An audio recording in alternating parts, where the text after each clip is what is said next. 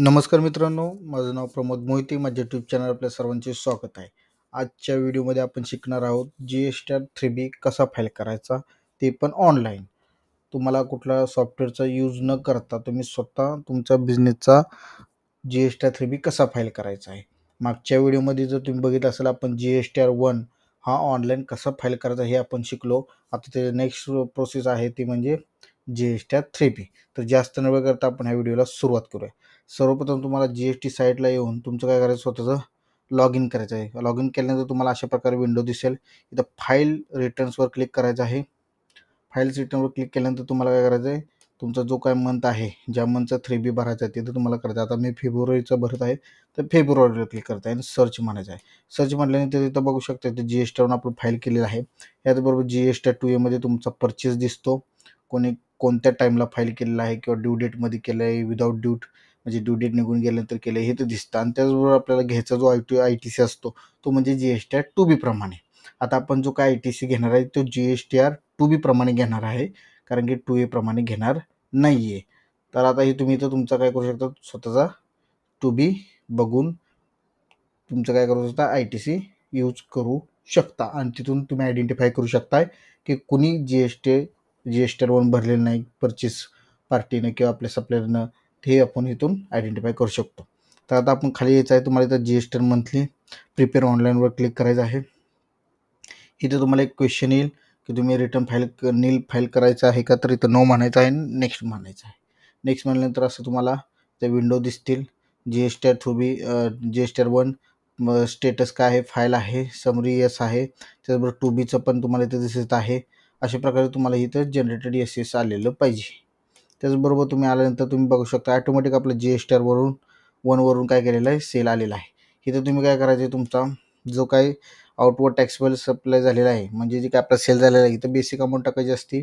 आणि इथं तुमचा GST काय लागलं असेल तिथे टाकायचं आहे, आणि CGST आणि SGST. ओके, हे तुम्हाला काय करायचं आहे, तुमचा GSTR वरून ॲटो पॉप्युलेटेड होतं, तरी पण तुम्हाला क्रॉस चेक करायचं तुमच्या वर्किंगप्रमाणे बरोबर आहे का नाही. त्याचबरोबर तुम्ही इथं खाली तुम्ही मध्ये बघू शकता. इथं काय करायचं, तुम्हाला ट्रान्सपोर्टचा किंवा ॲडव्होकेटची फी काय तुम्ही पेड केली असेल तिचा रिव्हर्स चार्ज इथं तुम्हाला काय करायचं आहे, पेस ऑफ सप्लायप्रमाणे इथे एंड करायचं आहे. महाराष्ट्रात केला असेल तुम्ही फी पेड, तर तुम्हाला इथं बेसिक अमाऊंट आणि त्यावर जो काही रिव्हर्स चार्ज लागतो तो CGST मध्ये टाकायचा आणि कन्फर्म म्हणायचा आहे. कन्फर्म म्हटल्यानंतर तुम्ही बघू शकता इथं तुमचा जो ITC आहे तो काय आलेला आहे, ॲटो पॉप्युलेटेड आलेला आहे. हा जो ITC असतो तो अवेल होतो कुठून, GSTR 2B प्रमाणे. म्हणजे GSTR 2B प्रमाणे आपण काय केलेला आहे, ITC टाकून घेतलेला आहे किंवा ॲटो पॉप्युलेटेड आलेला आहे, तुम्ही पण टाकू शकता. तुमचा जो काय ITC असेल त्या महिन्याचा तो, आणि कन्फर्म मानायचं आहे. कन्फर्म म्हटल्यानंतर तुम्हाला खाली यायचं आहे. खाली आल्यानंतर तुम्हाला काय करायचं, इथं सेव्ह GSTR 3B ह्या बटनावर क्लिक करायचं आहे. तरच तुम्हाला पुढचं प्रोसीड टू पेमेंटचं बटन येईल. किंवा जरी तुमचं आलं असेल तर नंतर तुम्हाला एरर येऊ शकतं की GSTR 3B सेव्ह झालेला नाही आहे. तर सेव्ह करायचं आहे. सेव्ह केल्यानंतर तुम्हाला अशा प्रकारे इथं सेव्ह रिक्वेस्ट रिसिव्ड असा मेसेज येईल, आणि नंतरनं GSTR 3B details save successfully झालेले आहेत. आणि त्याचबरोबर आता काय करायचं, प्रोसीड टू पेमेंट करायचं. प्रोसीड टू पेमेंट केल्यानंतर ॲटोमॅटिक काय केलेलं आहे, जी काय पेड थ्रू ITC आहे ते ॲटोमॅटिक ते सिस्टम काय करेल, यूज करेल तुमचा जो काय ITC शिल्लक असेल किंवा तुम्ही जो तिथं तुमच्या ITC कॉलममध्ये टाकलेला असेल. आणि तुम्हाला काय करायचं, जर तुम्हाला पेएबल येत असेल तर किंवा तुमचा सेटअपमध्येच तुमचं GST भरत असेल तर इथे तुम्हाला काय करायचं, make post credit to ledger व बटनावर क्लिक करायचं. आणि इथे तुम्हाला एक वॉर्निंग येईल, ती वॉर्निंगला तुम्हाला काय करायचं, येस म्हणायचं आहे. येस म्हणल्यानंतर तुमचं काय होईल, असं ऑफसेट सक्सेसफुली, म्हणजेच काय झालेलं आहे, तुमचा जो काय GST आहे तो काय झालेला आहे, जी काय आपली लायबिलिटी होती त्याच्या अगेन्स्ट क्रेडिट झालेला आहे. म्हणजेच काय झालेलं आहे, आपला ITC क्रेडिट होऊन आपलं सेटअप झालेलं आहे. आणि त्याचबरोबर काय करायचं, नेक्स्ट प्रोसीड टू फाईल. किंवा जर तुम्हाला काय भरायचं असेल तर तुम्ही एकदम क्रेडिट केलं की तुम्हाला तिथं वॉर्निंग येते की अनएफिशियंट बॅलन्स आहे तुमचा हे.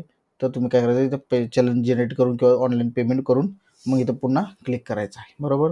आता हे सगळं पेमेंट झाल्यानंतर किंवा तुमचा ITC यूज झाल्यानंतर ऑफसेट झाल्यानंतर तुम्हाला प्रोसीड टू फाईल बटनावर क्लिक करायचं आहे. त्याचबरोबर इथं तुम्हाला काय येईल, एक बॉक्स येईल, इथं तुम्हाला क्लिक करायचं आहे. आणि त्याचबरोबर इथं तुम्ही GSTR 3B DSC लावून पण यूज करू शकता. ज्या व्यक्तीचे DSC असेल तरी तुम्हाला EVC पण करू शकता. आता आपण EVC करणार आहोत. EVCवर तुम्हाला काय जाणार आहे, OTP जातो मेलवर, जो काय मेल रजिस्टर असतो किंवा मोबाईल रजिस्टर असतो त्या दोन्हीवर जातो. त्यातला कोणताही तुम्हाला इथं काय करायचं आहे, OTP एंटर करायचा आहे. इथं आपण OTP एंटर करत आहोत. त्याचबरोबर व्हेरीफाय म्हणायचं. व्हेरीफाय म्हटल्यानंतर तुम्हाला अशा प्रकारे फायलिंग सक्सेसफुली काय येईल, मेसेज येऊन जाईल. म्हणजे तुमचं काय झालेलं आहे, त्या महिन्याचा GST 3B सक्सेसफुली फाईल झालेला आहे. अशा प्रकारे तुम्ही काय करू शकता, तुमचे स्वतःचे GST 3B अशा प्रकारे स्टेप बाय स्टेप फाईल करू शकता.